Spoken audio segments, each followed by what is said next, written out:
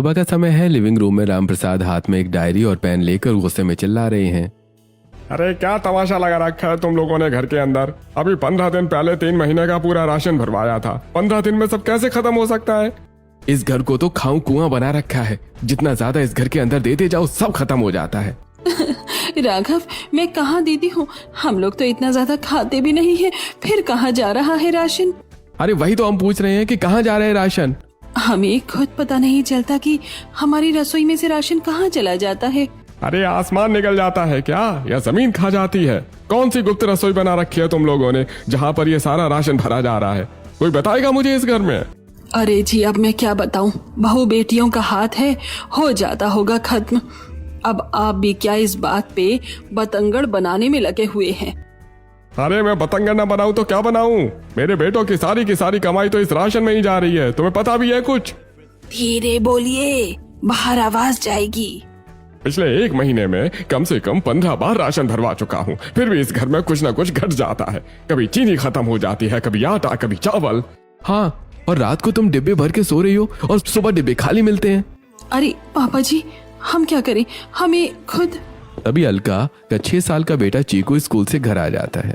क्या हुआ मम्मी, आप लोग ऐसे क्यों चिल्ला रहे हो? बच्चे को देखते ही घर के सब लोग एकदम से शांत हो जाते हैं। अरे कुछ नहीं मेरे बच्चे, तू जा अपने कमरे में। हाँ चीकू, तुम अंदर जाओ, पापा जी और हम बस ऐसी बात कर रहे थे। चीकू चुपचाप अपने कमरे की तरफ चला जाता है।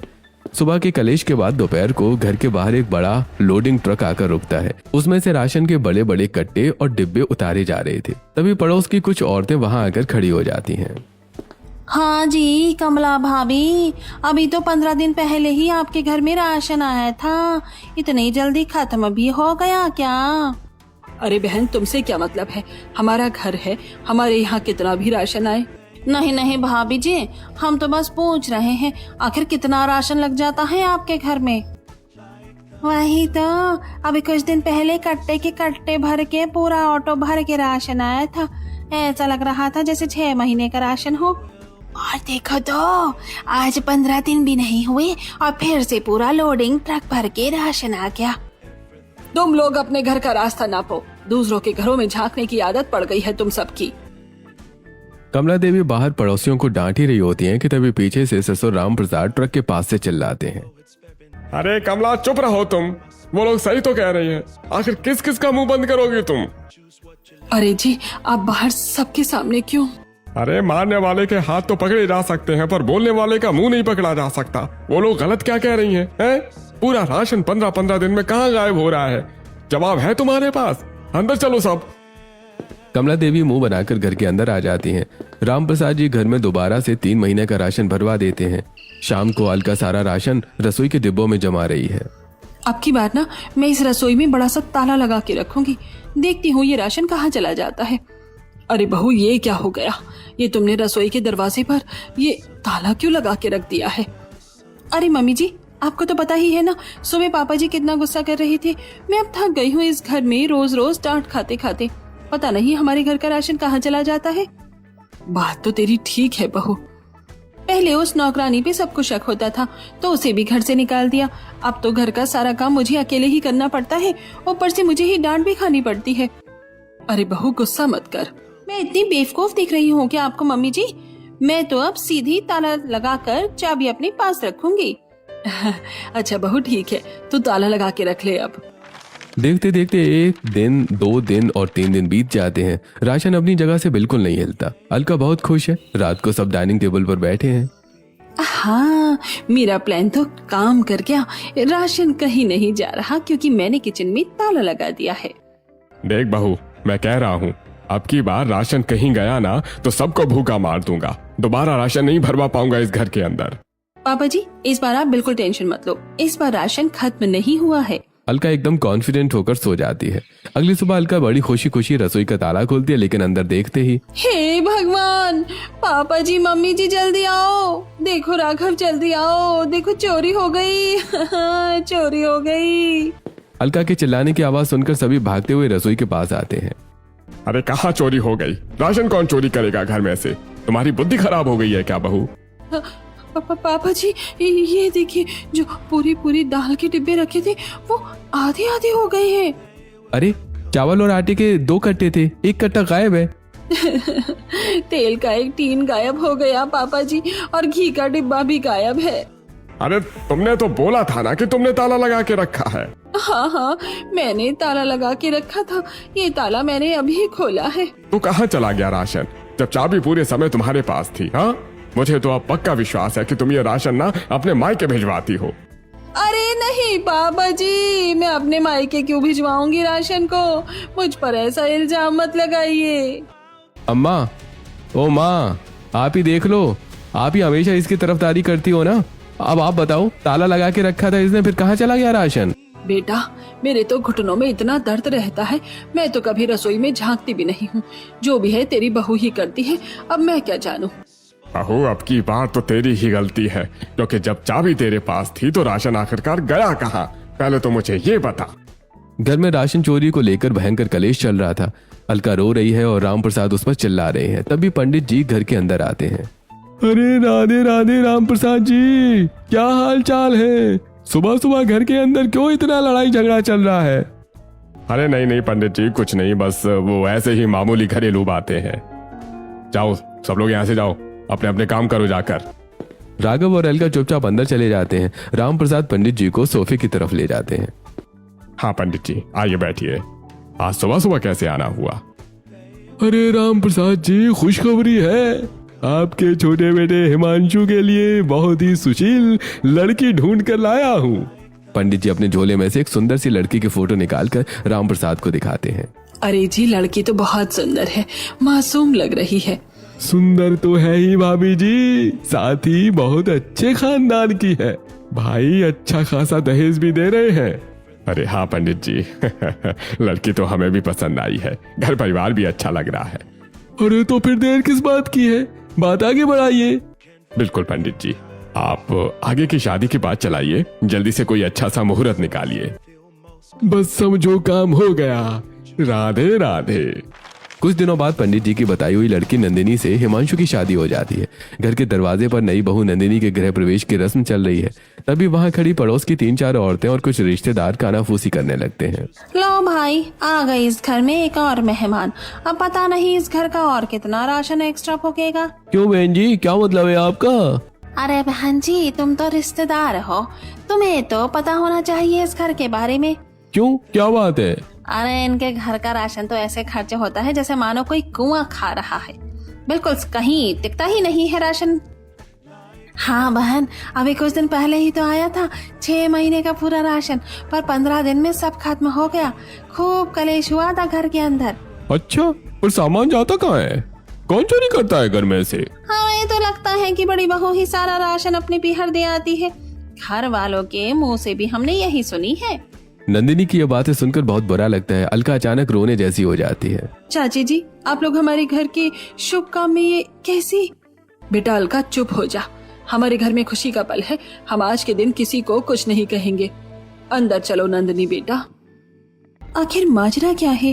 कोई चोर आएगा तो सोना चांदी चुराएगा, गहने चुराएगा, ये राशन कैसे चोरी हो सकता है? दाल चावल आटा कौन चुराता है भाई? कमला देवी मुस्कुराते हुए नई बहू नंदिनी का गृह प्रवेश करवाती है। अब शादी का फंक्शन खत्म हो चुका है। रसोई में बड़े बड़े पतीले भर के शादी का काफी खाना बचा हुआ है। चलो छोटी, ये शादी का बचा हुआ खाना फ्रिज में रख देते हैं, और जो बड़े पतीले हैं उन्हें बर्फ लगा कर रख देते हैं। हाँ दीदी, ये सही रहेगा, सुबह यही वाला खाना गर्म करके खा लेंगे, बनाने की झंझट नहीं रहेगी। राम प्रसाद भी वहाँ से गुजरते हुए रसोई में झांकते हैं। हाँ बहू, अच्छे से रखना सारा खाना, कल सुबह सब यही गर्म करके खाएंगे, एक दाना भी वेस्ट नहीं होना चाहिए। जी पापा जी, आप फिक्र मत कीजिए, मैंने सब ढक कर रख दिया है। रात में सभी सो जाते हैं।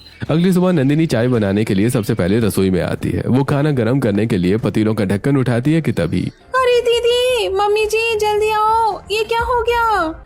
नंदिनी की आवाज सुनकर सभी भागते हुए रसोई में आते हैं। क्या हुआ छोटी, क्यों चिल्ला रही है सुबह सुबह? दीदी ये देखो, रात को जो पतीले भर भर के खाना रखा था वो सब गायब है।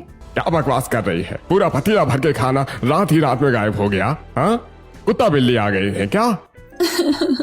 नहीं पापा जी, कुत्ता बिल्ली आता तो ढक्कन नीचे गिरा होता, फर्श पर खाना बिखरा होता।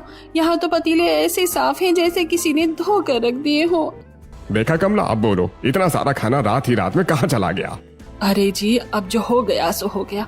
गुस्सा करने से क्या खाना वापस आ जाएगा। छोड़ो अब इस बात को। ये कैसे मुमकिन है? आखिर ये खाना गया तो गया कहाँ? मैं और दीदी ने ये खाना मिलकर फ्रिज में लगाया था।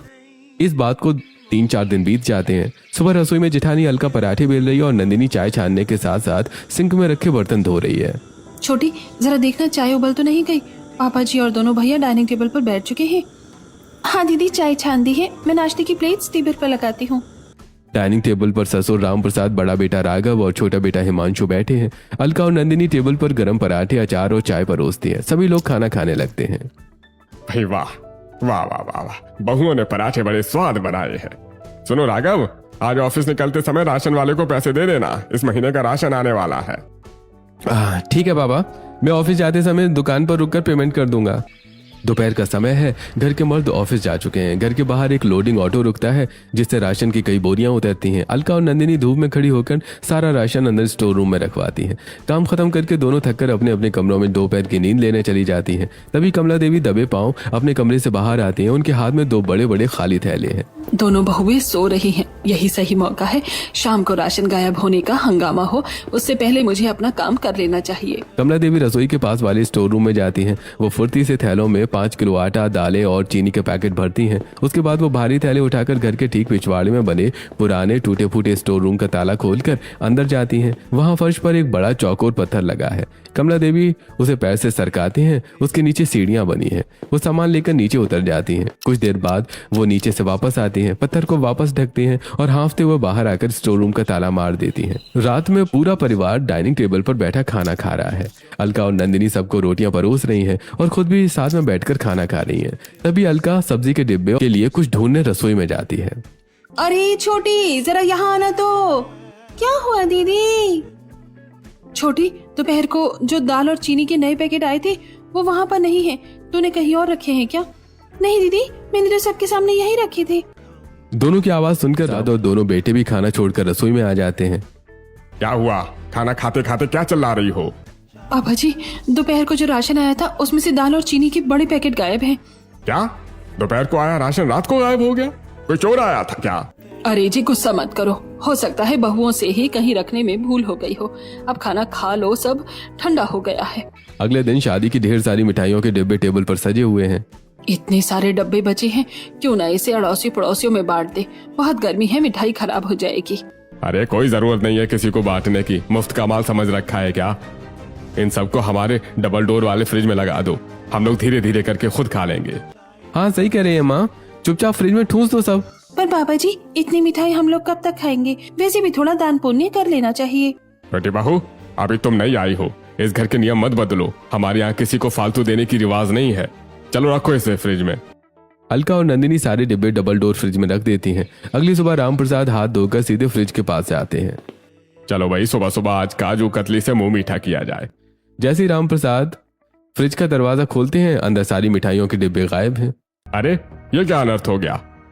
कोई खोजो रे भाई, मिठाई के डिब्बे कहाँ चले गए? ससुर की आवाज सुनकर सभी भागकर हॉल में आते हैं। क्या हुआ पापा जी? सुबह सुबह क्यों चिल्ला रहे हैं? ये देखो, कल रात को डबल डोर फ्रिज भरकर मिठाइयाँ रखी थी, वो सारी की सारी गायब है। ये कैसे हो सकता है? फ्रिज तो बंद था। चोर आया तो सिर्फ मिठाई चुरा कर ले गया, सोना चांदी वैसे ही पड़ा है। अरे ये कैसे हो गया? कल ही तो हम लोगों ने गिनकर इतने सारे डिब्बे फ्रिज में लगाए थे। दीदी, बंद फ्रिज से रात ही में इतना सारा सामान गायब होना नामुमकिन है।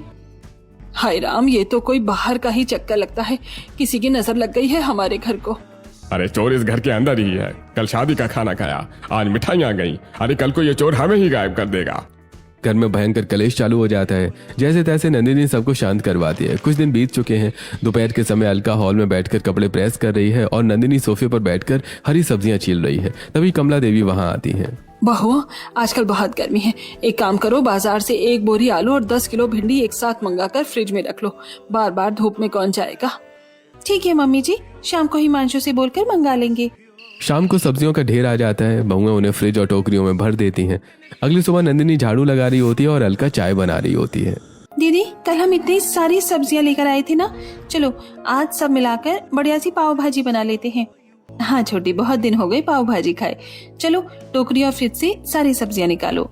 नंदिनी जैसे ही फ्रिज खोलती है और सब्जियों की टोकरी की तरफ जाती है, उसका मुंह खुला का खुला रह जाता है। हे भगवान, दीदी इधर आओ जल्दी, देखो क्या हुआ छोटी। अरे ये सब्जियां कहाँ गई? कल की लाई 10-10 किलो सब्जियों में से टोकरी में सिर्फ 2-4 आलू, थोड़े से टमाटर और 2-4 मुरझाई हुई सब्जियां बची हैं। दीदी ये देखो, कल आई 10 किलो सब्जियां रातों रात गायब हो गई। हे भगवान, ये क्या हो रहा है इस घर में।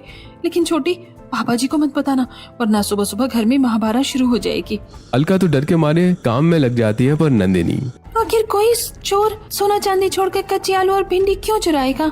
दाल में कुछ काला नहीं, बल्कि पूरी दाल ही काली है। शाम का समय है। देवरानी और जेठानी दोनों पास के एक पार्लर में गई हुई थी। पार्लर से लौटते हुए वो सड़क किनारे ठेले पर बर्फ का गोला खाने के लिए खड़ी होती हैं। तभी नंदिनी की नजर सामने के मेडिकल स्टोर पर पड़ती है। अरे दीदी उधर देखो जरा, वो सामने मेडिकल स्टोर पर कौन खड़ा है? कहाँ? अरे ये तो मम्मी जी है। हाँ दीदी, पर मम्मी जी के हाथ में वो इतने बड़े बड़े बैग्स क्या कर रहे हैं?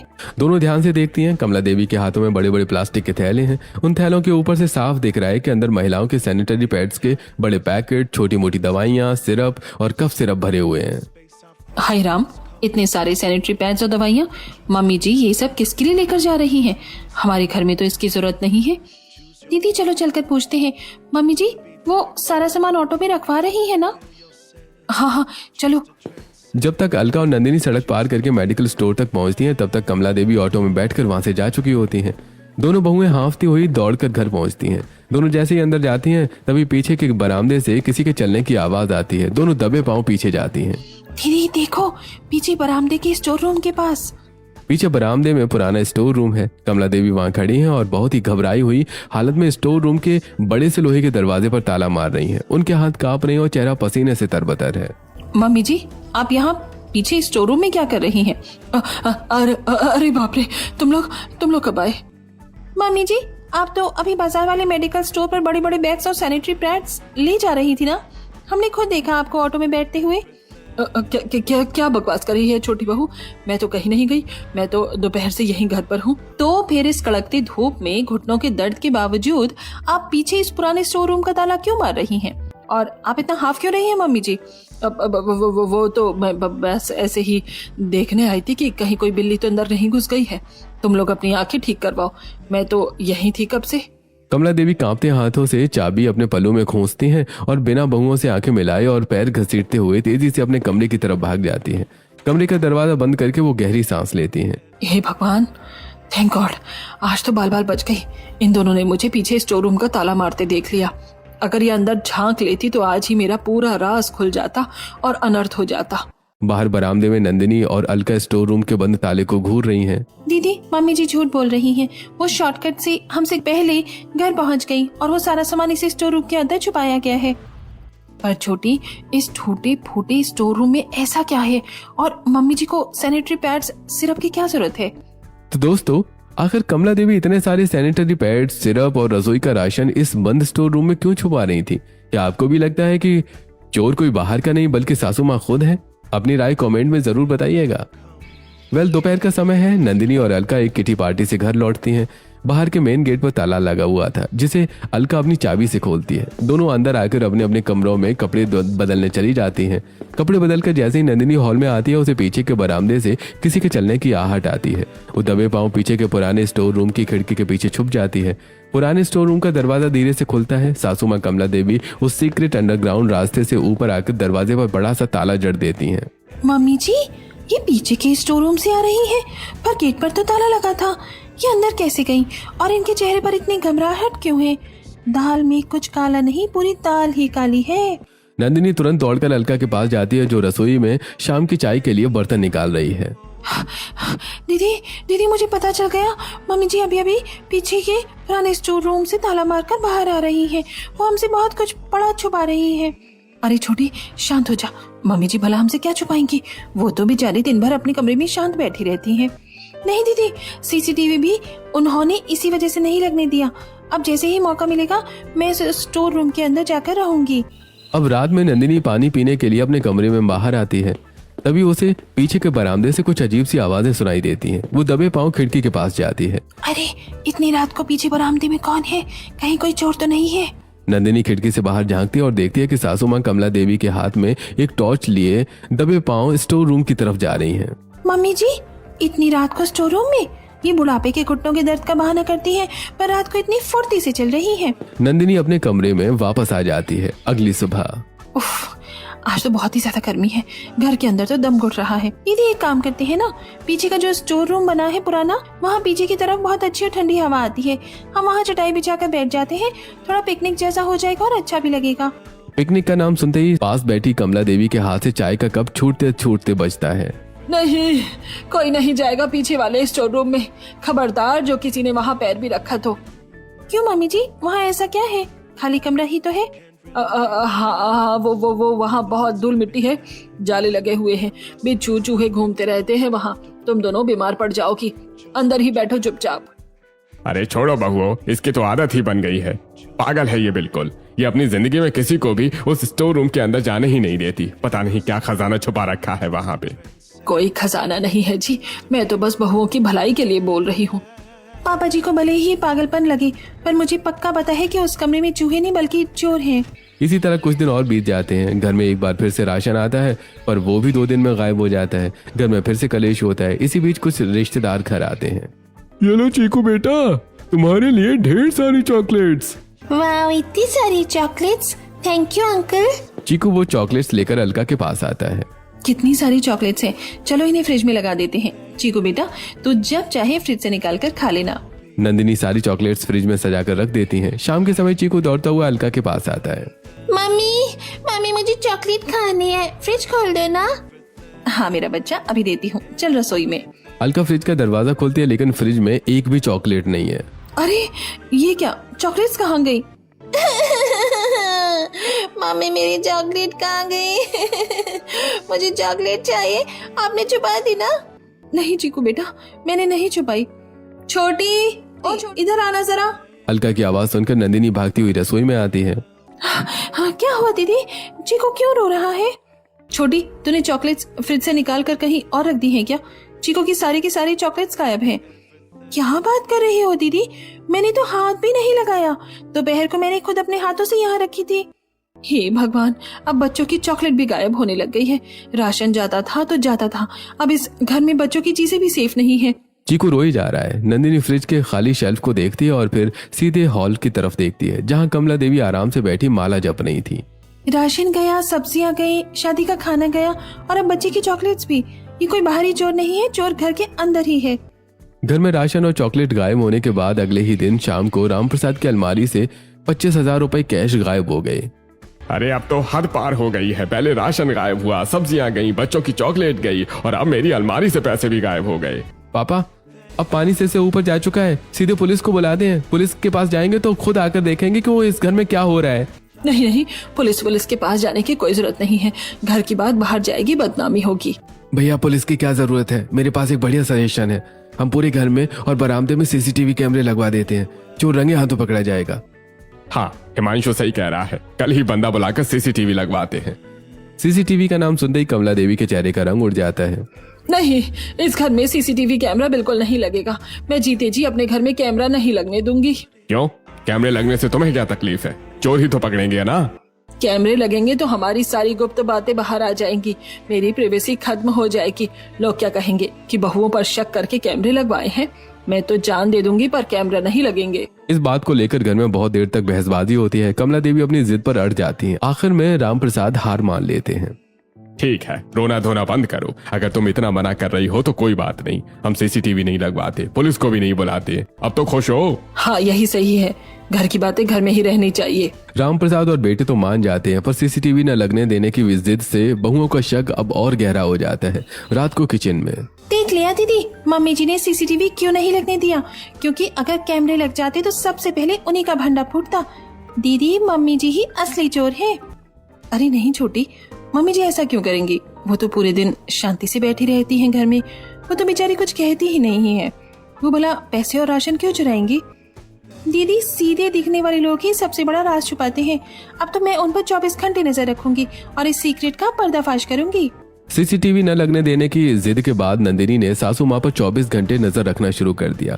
एक रात करीब 2 बजे नंदिनी की आंख खुलती है। वो देखती है कि कमला देवी बेहद घबराई हुई हालत में दबे पांव घर का मुख्य दरवाजा खोलकर बाहर निकल रही है। नंदिनी तुरंत उनके पीछे लग जाती है। इतनी रात को मम्मी जी कहाँ जा रही हैं? आज तो इनका पर्दाफाश करके ही रहूंगी। नंदिनी छुपते छुपाते पीछे जाती है। वो देखती है कि कमला देवी सीधे उसी मेडिकल स्टोर के पास जाती हैं और वहां से ढेर सारी मरहम पट्टी, दवाइयां और कुछ स्टेशनरी की दुकान से कॉपियां किताबें लेकर सीधे पीछे के पुराने स्टोर रूम का ताला खोलकर अंदर घुस जाती हैं। नंदिनी भी तेजी से स्टोर रूम के अंदर जाती है। अरे अभी तो मम्मी जी अंदर आई, इतनी जल्दी कहाँ गायब हो गई? पूरा कमरा तो खाली पड़ा है। नंदिनी को समझ नहीं आता और वापस अपने कमरे में आ जाती है। अगले दिन ससुर जी की तरफ किसी करीबी रिश्तेदार की मौत हो जाती है। राम प्रसाद, राघव और हिमांशु को तुरंत जाना पड़ता है। कमला देवी भी उनके साथ चली जाती हैं। जाते जाते वो बहुओं को स्टोर रूम से दूर रहने की सख्त हिदायत देती हैं। उनके जाते ही नंदिनी अलका को खींचकर पीछे के स्टोर रूम में ले जाती है। दीदी यहाँ ढूंढो, कल मैंने मम्मी जी को यहीं से गायब होते हुए और आते देखा था। अचानक नंदिनी का पैर उसी भारी चौकोर पत्थर पर पड़ता है। वो हिल जाता है। नंदिनी और अलका मिलकर उस पत्थर को सरकाती हैं। नीचे सीढ़ियां दिखाई देती हैं। दोनों मोबाइल की टॉर्च जलाकर नीचे उतरती हैं। नीचे का नजारा देखकर दोनों हैरान रह जाती हैं। वहाँ एक बड़ा साफ सुथरा अंडरग्राउंड तहखाना है जहाँ 10-15 अनाथ बच्चे रह रहे हैं। वहाँ स्टेशनरी की कॉपियां, किताबें, राशन की बोरियां, गायब हुई मिठाइयां और दवाइयां करीने से रखी हुई हैं। एक केयरटेकर महिला भी वहाँ मौजूद है। ये सब क्या है? ये बच्चे यहाँ क्या कर रहे हैं? दीदी प्लीज गुस्सा मत होइए, कमला जी ने इन अनाथ बच्चों के रहने और पढ़ने लिखने के लिए ये जगह बनाई है। घर का राशन और दवाइयाँ वो इन्हीं बच्चों के लिए लाती हैं।